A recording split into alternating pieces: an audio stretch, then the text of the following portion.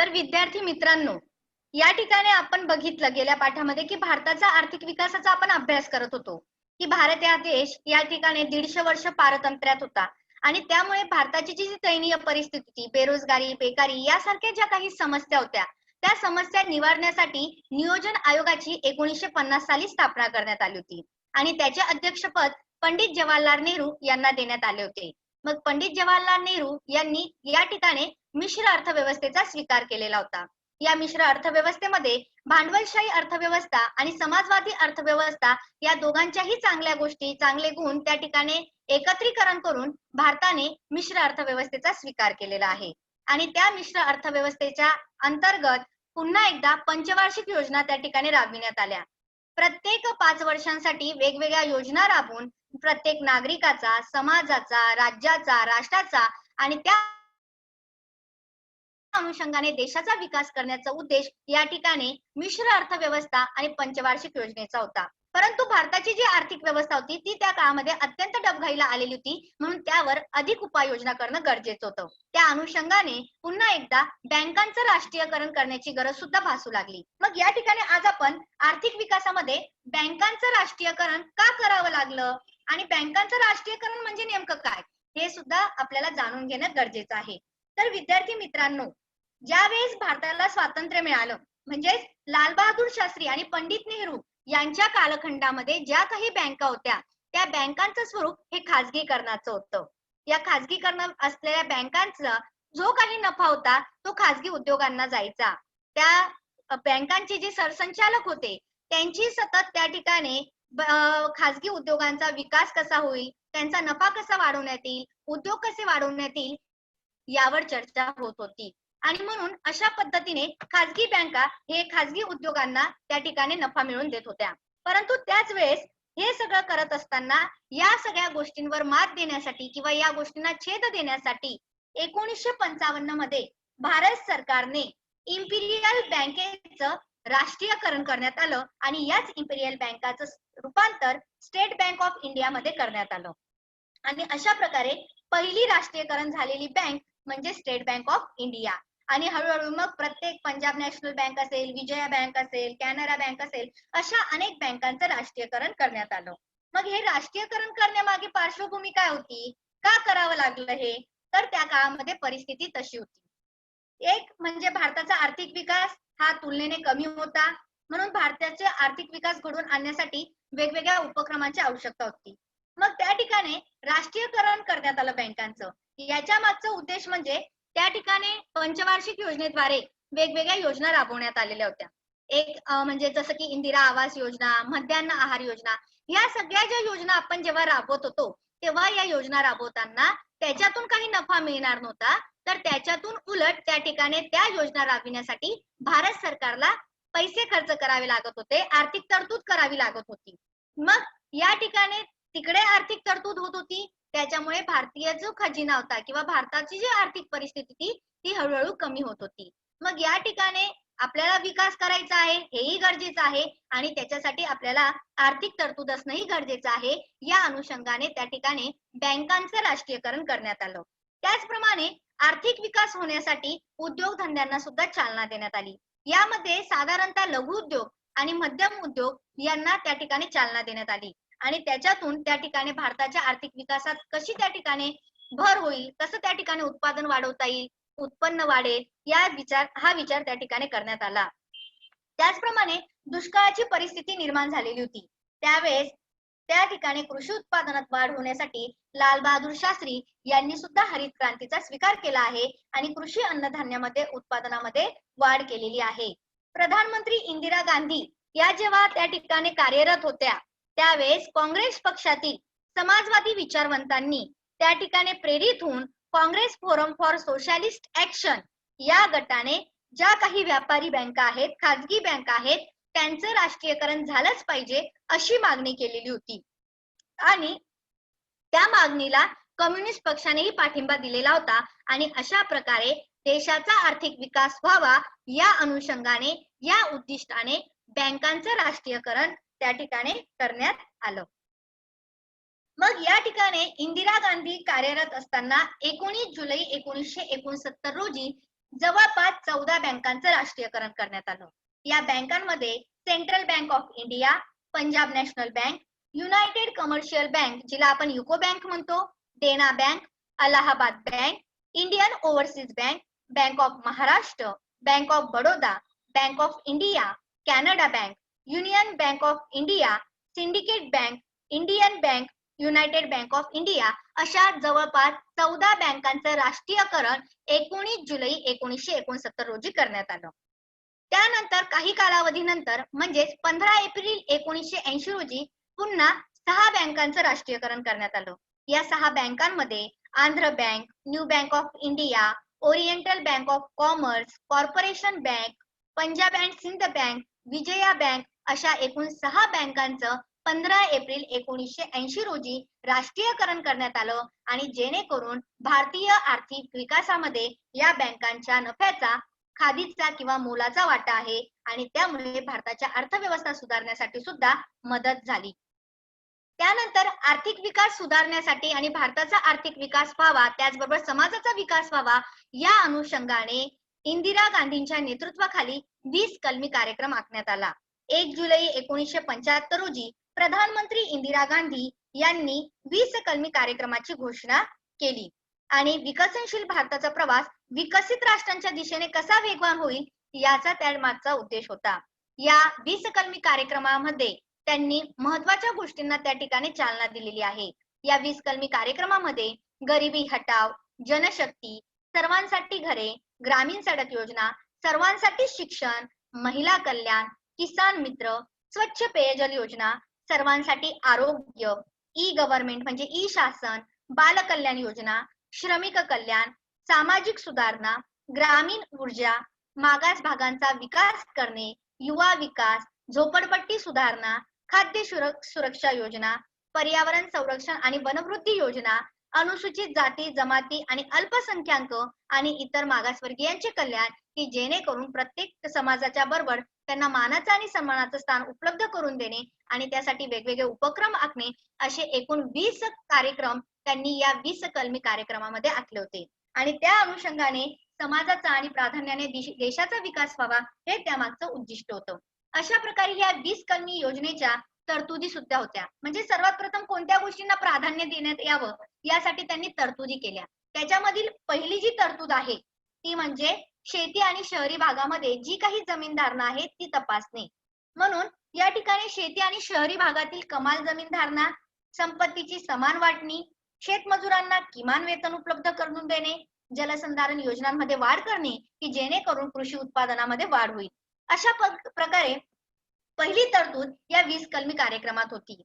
त्यानंतर कामगारांचा उद्योग क्षेत्रामध्ये सहभाग, जास्तीत जास्त रोजगार निर्मिती करून कामगारांना उद्योग क्षेत्रामध्ये सहभाग घेऊन देणे, त्याच्यानंतर त्यांना राष्ट्रीय प्रशिक्षण देणे आणि वेठ बिगार मुक्ती करणे अशा या ठिकाणी दुसरी तरतूद या 20 कलमी कार्यक्रमात करण्यात आलेली होती.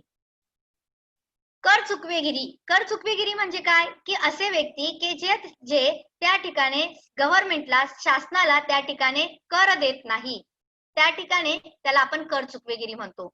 मग अशा व्यक्तींवर कडक कारवाई करणे किंवा त्यांना प्रतिबंध घालणे, आर्थिक गुन्हे करणाऱ्यांना सुद्धा प्रतिबंध घालणे आणि तस्करी म्हणजे स्मगलिंग म्हणजे सरकारला कर न देता कोणतीही वस्तू परदेशातून आयात करणे किंवा परदेशात निर्यात करणे या पद्धतीने कर चुकवेगिरी किंवा तस्करी करणे अशी जी कामं आहेत या कामांवर त्या ठिकाणी बंदी घालणे, त्यांना रोखणे की जेणेकरून त्या ठिकाणी या वाईट गोष्टी संपतील आणि जे लोक कर चुकवत आहेत त्यांना सुद्धा टॅक्स भरायला लावणे, कर भरायला लावणे की जेणेकरून भारताचा आर्थिक विकास होईल. या अनुषंगाने त्यांनी कर चुकवेगिरी, आर्थिक गुन्हे आणि तस्करी रोखणे ही तरतूद त्या ठिकाणी ठेवलेली आहे. त्यानंतर जीवनावश्यक वस्तूंचे दर नियंत्रण. बघा, जीवनावश्यक वस्तू प्रत्येक व्यक्तीला लागतात, मग तो श्रीमंत असो किंवा गरीब असो, आणि त्याच वस्तूंची जर भाव वाढ झाली तर गरिबांचे जीवन त्या ठिकाणी अतिशय दयनीय होईल. म्हणून माननीय इंदिरा गांधी यांनी जीवनावश्यक वस्तूंचं दर नियंत्रण करायला सांगितलं. त्याचप्रमाणे रेशनिंग व्यवस्थेत सुधारणा करणे, गरिबांना मिळणारं जे काही अन्नधान्य आहे त्या अन्नधान्याचा दर्जा सुद्धा चांगला असला पाहिजे म्हणून रेशनिंग व्यवस्थेत सुधारणा करणे ही सुद्धा एक प्रमुख तरतूद या ठिकाणी होती. त्यानंतर हातमाग क्षेत्र विकासाद्वारे उत्तम वस्त्रोद्योग निर्मिती. उत्तम वस्त्रोद्योग रोजगार प्राप्त होईल, महिलांनाही रोजगार उपलब्ध होईल आणि त्या ठिकाणी उत्तम वस्त्रोद्योगाची निर्मिती सुद्धा होईल हातमागाद्वारे, म्हणून त्यांनी हातमाग क्षेत्राला चालना दिली. दुर्बल घटकांची कर्जाची मुक्तता करणे.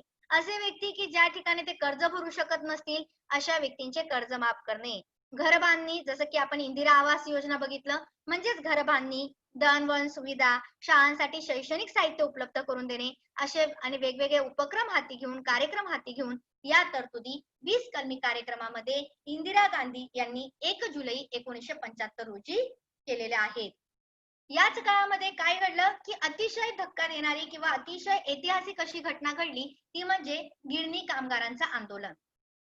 11 जुलै 1851 रोजी कावतजी दावर यांनी मुंबईमध्ये पहिली कापड गिरणी सुरू केली.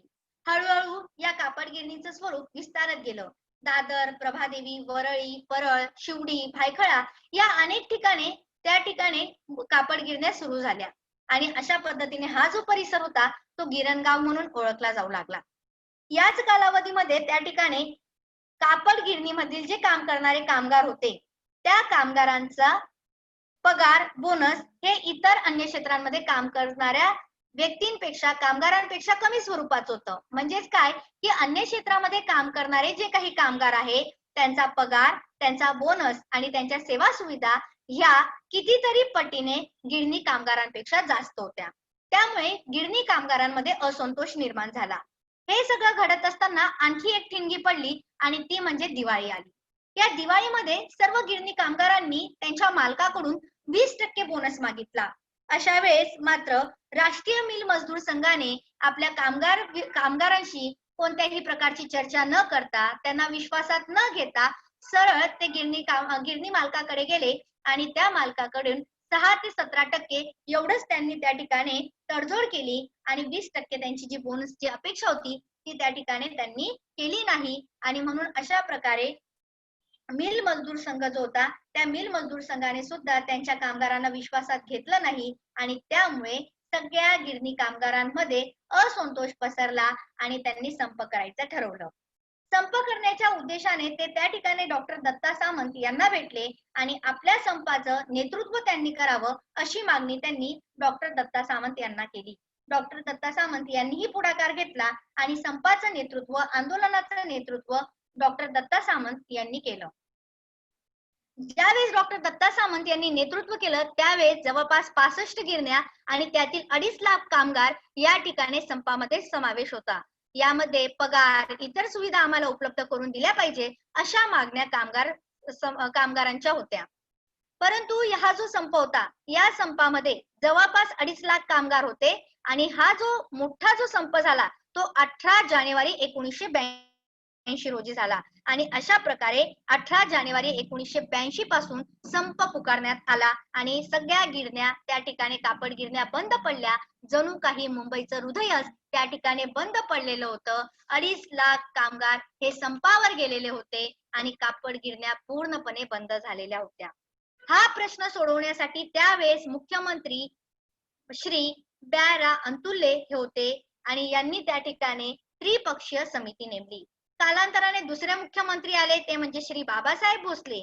यांनी तर काय केलं की मी फक्त जी काही बोलणी करणार आहे ती फक्त मिल मालकांच्या कामगारासंबंधी असणारी जी संस्था आहे ती म्हणजे राष्ट्रीय मिल मजदूर संघटना, त्यांच्याशीच मी बोलणी करेल असा कायदा त्यांनी संमत केला. परंतु तो कायदा आम्ही मानणार नाही असं सरळ डॉक्टर दत्ता सामंत यांनी सांगितलं. तर विद्यार्थ्यांनो, अशा प्रकारे कामगारांचा संप हा चालूच राहिलेला होता. मग या कामगार संपावर गेल्यानंतर त्यांचा उदरनिर्वाह कसा घडायला हवा, कुठून त्यांच्या समस्या सुटतील, तर अशा पद्धतीने त्यांना गावाकडून हळूहळू त्या ठिकाणी आर्थिक मदत, अन्नधान्य त्या ठिकाणी गावाकडून मिळत होतं. हळूहळू कालांतराने विभाग स्तरावरही समित्या स्थापन करून अन्नधान्य आणि मदत निधीचे वाटपही केले गेले. 6 महिने संपाला झालेले होते आणि या 6 महिन्यानंतर हळूहळू त्या कामगारांचा जो संप होता त्याने उग्र रूप धारण केलं. जेल भरो आंदोलन सुद्धा त्यांनी त्या ठिकाणी केलं आणि सप्टेंबर 1982 मध्ये विधानसभेवर मोर्चा गेला. हे सगळं करत असताना जेव्हा 2.5 लाख कामगार संपावर होते, 6 महिने झालेले होते, ही मदत मिळत असताना अनेक कामगारांमध्ये मात्र फूट पडत गेली आणि त्यांचा जो 2.5 लाख लोकांचा एकत्र जे आंदोलन होतं त्यांच्यामध्ये जी एकात्मता होती ती हळूहळू कमी झाली, त्यांच्यामध्ये फूट पडली आणि जेव्हा विधानसभेवर त्या ठिकाणी मोर्चा गेला त्यावेळेस मात्र त्या मोर्चेमध्ये फक्त 1.5 लाख कामगार केलेले होते. 1 लाख कामगार त्यातून निघून गेलेले होते आणि अशी परिस्थिती कामगारांची झालेली होती. ज्यावेळेस एखादा प्रश्न राज्य शासनाकडून सुटत नाही त्यावेळेस तो प्रश्न केंद्र सरकारकडे जातो, परंतु केंद्र सरकारने सुद्धा या कामगारांच्या समस्येकडे दुर्लक्ष केलं. त्यांनी त्याच्यावर कोणत्याही उपाययोजना केलेल्या नाही. मग हळूहळू पॉलिस्टरचं कापड आलं आणि पॉलिस्टरचं कापड आल्यामुळे गिरणी मध्ये तयार होणाऱ्या कापडाचा जो दर्जा होता तो त्या ठिकाणी त्यांची जी मिळकत होती ती मागणी त्या ठिकाणी कमी झाली आणि म्हणून मुंबईतील ज्या कापड गिरण्या आहेत त्यांचं स्थलांतर गुजरात आणि सुरतला करण्यात आलं. त्याच वेळेस केंद्र सरकारने जवळपास 13 कापड गिरण्यांचं राष्ट्रीयकरण करण्यात आलं. 13 बँकांचं केंद्र सरकारने 13 गिरण्यांचं त्या ठिकाणी राष्ट्रीयकरण करण्यात आलं आणि कामगारांच्या जर समस्या सोडवायच्या असतील तर त्याच्यासाठी तुम्ही लवाद निर्माण करा.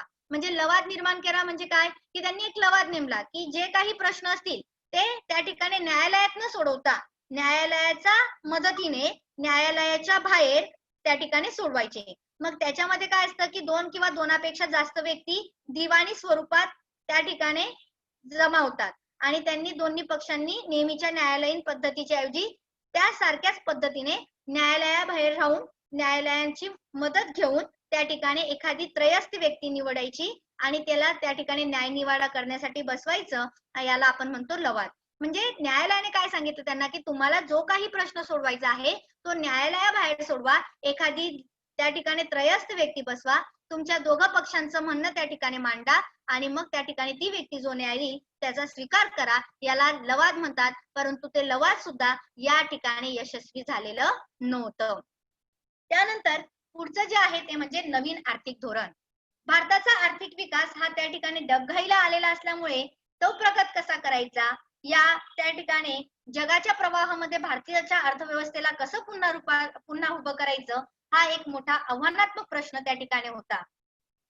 1991च्या साली ज्या निवडणुका झाल्या त्या निवडणुकांमध्ये पी.व्ही. नरसिंहराव, काँग्रेस पक्षातील पी.व्ही. नरसिंहराव हे पंतप्रधान झाले आणि त्यांनी बघितलं की भारताची जी अर्थव्यवस्था आहे तिचा विकास करणं गरजेचं आहे आणि म्हणून त्यांनी रिझर्व्ह बँकेचे त्या ठिकाणी माजी गव्हर्नर डॉक्टर मनमोहन सिंग यांची त्या ठिकाणी अर्थमंत्रीपदी नियुक्ती केली आणि भारताची अर्थव्यवस्था जागतिक अर्थव्यवस्थेशी कशी स्पर्धा करेल, कशी टिकून राहील यासाठी त्यांनी सर्व कार्यभार डॉक्टर मनमोहन सिंग यांच्यावर सुपूर्द केला.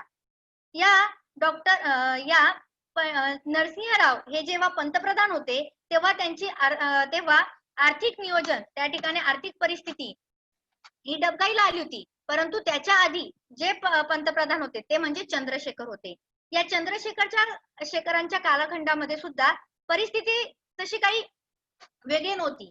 त्या काळामध्ये सुद्धा अर्थव्यवस्था डबघाईला होती. परंतु तेव्हा त्यांनी काय केलं की त्यांनी भारतातील जो सरकारी सोनं आहे ते सोनं काही ठिकाणी कर्ज स्वरूपात दिलं.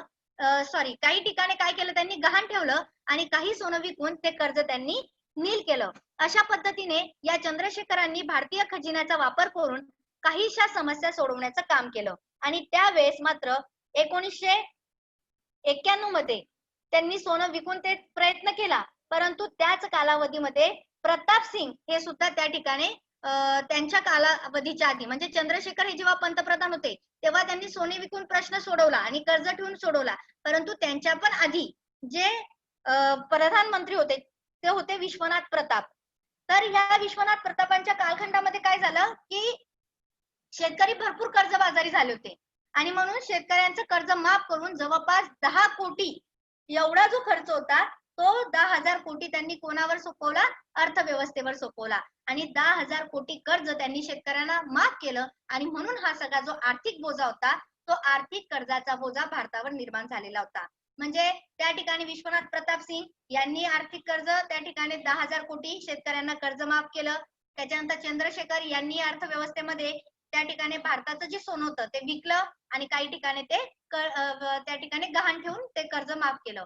परंतु त्याच्यापेक्षा वाईट परिस्थिती मग या ठिकाणी होती पी.व्ही. नरसिंह राव यांच्या काळामध्ये. परंतु त्यांनी तसं न करता अर्थमंत्री म्हणून मनमोहन सिंग यांची त्या ठिकाणी नियुक्ती केली आणि ते प्रश्न सोडविण्याचं काम केलं. जवळपास चंद्रशेखर यांच्या कालावधीमध्ये राष्ट्रीय उत्पन्नाशी असलेले प्रमाण हे 55% होतं आणि त्यावेळेस भारतावर जे परकीय कर्ज होतं, दुसऱ्या देशांचं कर्ज आपल्यावर होतं, ते 1980-81 मध्ये $2,350 कोटी होतं आणि 10 वर्षांनी तेच कर्ज किती झालं? $8,380 कोटी आणि तेव्हा भारताकडे फक्त 100 कोटी होते. बघा, कर्जाचं प्रमाण एवढं आणि भारताकडे असणारं पैशांचं प्रमाण फक्त 100,000 कोटी एवढंच होतं. 100 कोटी होतं. 100 कोटी एवढं असल्यामुळे भारताला परकीयांकडून येणारा कोणताही माल घेता येत नव्हतं किंवा कोणत्या दुसऱ्या देशाकडून सुद्धा कर्ज घेता येणं शक्य नव्हतं. याच कालावधीमध्ये तेलाच्या वाढलेल्या किमती सुद्धा गोष्टी जबाबदार होत्या. कारण इराकने कुवेतवर आक्रमण केलं आणि तेलाचे भाव त्या ठिकाणी वाढले, ते सुद्धा भारतापुढे एक मोठं संकट होतं. दुसरी गोष्ट या कालखंडामध्ये घडली म्हणजे परकीय, मूळचे भारतीय परंतु कामधंद्यानिमित्त दुसऱ्या देशांमध्ये जे राहणारे भारतीय होते, असे अनिवासी भारतीय ज्यांनी भारतीय खजिन्यामध्ये परकीय चलन ठेवलेलं होतं, त्यांनी सुद्धा त्यावेळेस ते काढून घ्यायला सुरुवात केली आणि अशा प्रकारे भारताची जी आर्थिक व्यवस्था होती, जी तिजोरी होती, ती हळूहळू कमी होऊ लागली आणि भारतावर आर्थिक संकट निर्माण झालं होतं आणि या आर्थिक संकटातून पी.व्ही. नरसिंह राव यांना बाहेर पडायचं होतं आणि म्हणूनच त्यांनी कुशल नेतृत्व असलेल्या डॉक्टर मनमोहन सिंग यांची अर्थमंत्रीपदी नियुक्ती केली. मग डॉक्टर मनमोहन सिंग यांनी सुद्धा या ठिकाणी दोष दुरुस्ती उपाययोजना काढल्या. त्यालाच आपण म्हणतो करेक्टिव्ह मेजर्स, या त्यांनी काढल्या आणि हळूहळू भारताचा आर्थिक विकास व्हायला मदत झाली. मग अशा कोणत्या उपाययोजना डॉक्टर मनमोहन सिंग यांनी काढल्या की जेणेकरून आज आपण भारत जागतिकीकरणाच्या प्रवाहात आपल्याला दिसत आहे? मग त्या उपाययोजना आता आपण बघणार आहोत. तर विद्यार्थी मित्रांनो, त्यांनी सगळ्यात पहिले काय केलं की परकीय गुंतवणुकीवरचे निर्बंध उठवले. त्यांनी सगळे जे निर्बंध होते ते त्यांनी काढून टाकले. त्याच्यानंतर उद्योग क्षेत्रामध्ये जी परवाना पद्धत होती ती फक्त 18 उद्योगांपर्यंतच त्यांनी काय केली? मर्यादित केली. सार्वजनिक उद्योग क्षेत्रांमध्ये वाढता तोटा आणि कार्यक्षमता लक्षात घेऊन जे सार्वजनिक क्षेत्र होते ते खाजगी लोकांसाठी, खाजगी उद्योगांसाठी सुद्धा त्यांनी खुले करून दिले. जसे की विमान सेवा वगैरे असतात, ते सुरुवातीला त्या ठिकाणी सार्वजनिक क्षेत्र होते, परंतु त्याच्यातला तोटा आणि कार्यक्षमता लक्षात घेता त्यांनी ती काय केली? खाजगी क्षेत्रांसाठी सुद्धा उपलब्ध करून दिली, खाजगी उद्योगधंद्यांसाठी. त्यानंतर शेअर बाजार नियंत्रण आणण्यासाठी 31 मार्च 1992 मध्ये सेबीची स्थापना केली. नॅशनल स्टॉक एक्सचेंजचे संगणकीकरण करून त्या ठिकाणी मंदीचं सावट दूर केलं आणि अशा पद्धतीने वेगवेगळ्या उपाययोजनांच्या माध्यमातून डॉक्टर मनमोहन सिंग यांनी भारताचा आर्थिक विकास घडवून आणलेला आहे. डॉक्टर मनमोहन सिंग यांच्या पहिल्या अर्थमंत्री पदाच्या कारकिर्दीमध्ये भारतामधील परकीय जी गुंतवणूक होती, जी कमी झाली होती, ती दुपटीने वाढलेली होती. भारताने बँक ऑफ इंग्लंड मध्ये म्हणजे जे चंद्रशेखर यांनी गहाण ठेवलेलं सोनं होतं, ते यावेळेस पी.व्ही. नरसिंह राव यांच्या कालखंडामध्ये भारताचा आर्थिक विकास करून ते परत सोनं, गहाण ठेवलेलं सोनं परत भारतात आणलं गेलं होतं. या ठिकाणी भांडवलदार वर्ग, मध्यम वर्ग याचा पाठिंबा भरपूर प्रमाणात सरकारला मिळाला आणि त्याचप्रमाणे सरकारने दूरसंचार केंद्राचा सुद्धा स्वीकार केला आणि मोबाईल सारखी सेवा उपलब्ध केली. डॉक्टर मनमोहन सिंग यांनी या ठिकाणी जागतिक व्यापार संघटनेच्या करारावर सह्या केल्या आणि त्या सह्या करून या ठिकाणी वर्ल्ड ट्रेड ऑर्गनायझेशन म्हणजे जागतिक व्यापारी संघटना याचं त्या ठिकाणी सभासदत्व स्वीकारण्याचं काम डॉक्टर मनमोहन सिंग केलं. या करारावर सह्या करताना डॉक्टर मनमोहन सिंग यांनी खाजगीकरण, उदारीकरण आणि जागतिकीकरणाचा स्वीकार केला. मग तुम्हाला या ठिकाणी प्रश्न पडत असेल, खाजगीकरण म्हणजे काय, उदारीकरण म्हणजे काय, जागतिकीकरण म्हणजे काय? तर विद्यार्थ्यांनो, ज्या वेळेस भारताने आर्थिक विकासामध्ये वाटचाल केली तेव्हा आणखी आपला भारत देश प्रगत दिशेने जावा या अनुषंगाने संपूर्ण जगाची एक व्यापार संघटना असते, ती म्हणजे जागतिक व्यापार संघटना. त्यालाच आपण म्हणतो वर्ल्ड ट्रेड ऑर्गनायझेशन. यामध्ये खाजगीकरण याचा अर्थ की जी सरकारी क्षेत्र असतात, शासनाच्या नियंत्रणाखाली जी क्षेत्र असतात ती, त्याच्यानंतर तिथील उत्पादन प्रक्रिया आणि व्यवहारांचं किंवा उद्योगांचं सार्वजनिक क्षेत्राकडून खाजगी क्षेत्रांकडे हस्तांतरण करणं म्हणजे खाजगी क्षेत्रांना ते देणं, याला आपण म्हणतो उदारीकरण, खाजगीकरण. त्याच्यानंतर दुसरं जे आहे ते म्हणजे काय, उदारीकरण. उदारीकरणामध्ये अर्थव्यवस्थेमधील जी काही गुंतवणूक असते, उत्पादन असतं, आयात निर्यात असतं, याच्यावर जे आवश्यक नाही, अनावश्यक जी काही बंधनं आहेत, ती बंधनं आणि नियंत्रणं कमी करून परवाना पद्धत शिथिल करण्याची प्रक्रिया म्हणजे उदारीकरण. आणि सगळ्यात महत्वाचं म्हणजे जागतिकीकरण. आता जागतिकीकरण आहे, ग्लोबलायझेशन आहे. मग जागतिकीकरण म्हणजे काय, वस्तू आणि सेवा, आंतरराष्ट्रीय भांडवल, अतिजलद तंत्रज्ञान यांचं जे काही वाढतं प्रमाण आहे, त्याचप्रमाणे जी काही विविधता आहे, यांच्या साहाय्याने जगातील देशांचे सतत वाढत जाणारे जे परस्परावलंबत्व आहे, त्याला आपण म्हणतो जागतिकीकरण. म्हणजे अशा पद्धतीने मुक्त व्यापाराला चालना एकंदरीत या ठिकाणी मिळाली आणि अशा प्रकारे भारताची जी आर्थिक परिस्थिती होती ती कुठेतरी डबघाईला आली होती. तिचा विकास होऊन भारत हा जगाच्या प्रवाहामध्ये अत्यंत प्रगतशील देश म्हणून त्या ठिकाणी ओळखला जातो. आता आपण बघूया जागतिक व्यापार संघटना, ज्याचं सदस्यत्व भारताने 1995 मध्ये स्वीकारलेलं होतं, वर्ल्ड ट्रेड ऑर्गनायझेशन. या जागतिक व्यापार संघटनेचं सदस्यत्व भारताने 1995 मध्ये स्वीकारलं. परंतु हे स्वीकारत असताना आपण त्या ठिकाणी या जागतिक व्यापार संघटनेचं सदस्य व्हायचं की नाही व्हायचं, याच्यावर बरेच त्या ठिकाणी वाद विवाद किंवा टोकाची मतं भारतामध्ये चालू होती. परंतु शेवटी 1995 मध्ये भारताने या जागतिक व्यापार संघटनेचं सदस्यत्व स्वीकारलं. ही जी संघटना होती याचे पण विशिष्ट उद्दिष्ट होते. एक म्हणजे देशादेशांमधील व्यापार खुला करणे, म्हणजेच मुक्त व्यापार धोरण, आंतरराष्ट्रीय मुक्त व्यापाराला अडथळा आणणारे किंवा भेदाभेद करणारे जे काही कायदे आहेत, निर्बंध आहेत, नियम आहेत, धोरणे आहेत, ते संपुष्टात आणणे, म्हणजे ते कमी करणे, बंद करणे आणि जगभरातील व्यापाराचे रीतसर म्हणजे बहुपक्षीय यंत्रणेच्या माध्यमातून नियमन करणे, अशी उद्दिष्ट समोर ठेवून संपूर्ण जगाची एक व्यापार संघटना म्हणजे जागतिक व्यापार संघटना, वर्ल्ड ट्रेड ऑर्गनायझेशन स्थापन करण्यात आलेला होता. या संघटनेच्या काही तरतुदी होत्या. त्याच्यामध्ये अनुदाने, आयात निर्यात, परकीय गुंतवणूक, संरक्षित क्षेत्रे, शेती, तंत्रज्ञान आणि सेवा याचे संबंधित त्यांच्या अनेक तरतुदी होत्या. ज्या वेळेपासून भारत या जागतिक व्यापार संघटनेचं सदस्यत्व झालं, तेव्हापासून भारतामध्ये वीज, पाणी, वाहतूक, शिक्षण, आरोग्य या सगळ्या क्षेत्रांमध्ये झपाट्याने व्यापारीकरण झालेलं होतं. जागतिक व्यापार संघटनेच्या या वेगवेगळ्या अहवालानुसार दारिद्र्य रेषेखालील लोकसंख्येमध्ये घट, बालमृत्यूचे घटते प्रमाण, पिण्याच्या पाण्याची सोय, सांडपाण्याची योग्य ती विल्हेवाट आणि वेगवेगळ्या सेवा सुविधा यांच्यामध्ये पडलेली भर किंवा त्यांची उपलब्धता यामध्ये भारताने प्रगती केलेली आहे. अशा प्रकारे जागतिक व्यापार संघटनेच्या मार्गावर भारताने तर पाऊल ठेवलंच आहे आणि स्वतःचा विकास करून घेतलेला आहे. परंतु त्याचबरोबर भारताने दक्षिण आशियाई प्राधान्य व्यापार करार म्हणजे south Asia professional trade agreement म्हणजे सॅप्टा हे सुद्धा या देशांशी त्यांनी करार केले आणि भारताने सार्क देशांकरिता विविध वस्तूंच्या आयातीवरील निर्बंध उठवले आणि अशा पद्धतीने व्यापार करायला सुरुवात केली.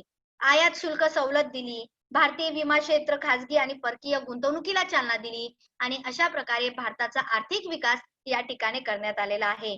तर विद्यार्थी मित्रांनो, अशा पद्धतीने ज्या भारतामध्ये जे ब्रिटिश आलेले होते त्यांनी संपूर्ण संपत्ती आपल्या देशात नेली आणि भारतामध्ये दारिद्र्य, बेरोजगारी, बेकारी यासारख्या ज्या समस्या होत्या, भारत पूर्ण लयाला गेलेला होता. अशा परिस्थितीतून भारताने त्या ठिकाणी उभारला, नियोजन आयोग केला, नियोजनाच्या माध्यमातून मिश्र अर्थव्यवस्था, पंचवार्षिक योजना, बँकांचं राष्ट्रीयकरण, 20 कलमी कार्यक्रम, नवीन आर्थिक धोरण, त्याच्यावरील उपाययोजना आणि जागतिक व्यापार संघटनेचं सदस्यत्व स्वीकारून भारताने आज आपली आर्थिक जी व्यवस्था आहे तो आर्थिक व्यवस्थेचा विकास करून त्या ठिकाणी जागतिक प्रवाहामध्ये एक प्रगतशील विकसित देश म्हणून नावारूपाने आलेला आहे.